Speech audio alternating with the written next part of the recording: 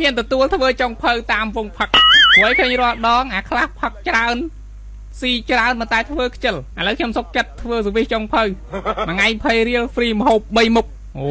ផឹករាល់ដងលើកដាក់លើតុអស់លើកដាក់លើតុអស់គ្មានអាណាជួយធ្វើ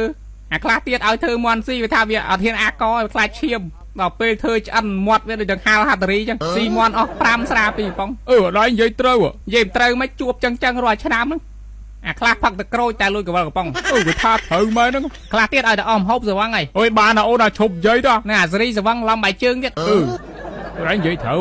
ប៉ុន្តែរត់ដងបងវាអាសាចឹងដែរណាពេលខ្លះបានសំដៅឈ្មោះអាណាទេ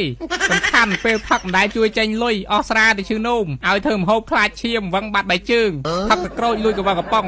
ឲ្យលុយដូងវាន់កັບក្បាលកាក់អូយនិយាយទៅប្រវត្តិផឹកសៀនឯងជួយចត់ណាអ្នកខ្លះផឹកសវឹងបានទៅហៅយើងទៅដល់យើងចេញលុយបងជួបដែរអ្នកខ្លះអស់ស្រាផឹកបានហៅយើងទៅឲ្យយើងទិញឲ្យអូយក៏ទៅជីវិតអ្នកផឹកគាត់ណាផឹកក៏គេបោកដែរណាហ្នឹងហើយខ្ញុំជឿថាអ្នកអង្គនេះមិនដែលជួបទេអូបងជួបច្រើនជាងគេញឹកជាងគេផងមែនដល់នឹកឈឺចាប់តែឯងឈប់និយាយចឹងព្រោះអីប៉ះអ្នកមើលច្រើនអ្នកមើលខ្លះគឺចឹងហ្មងប៉ះទៅអាហ្នឹងគេហៅថាផឹកស៊ីអត់ចេញពីចិត្តមើលនៅមានអីទៀតមែនដល់នៅមានអីទៀតនិយាយ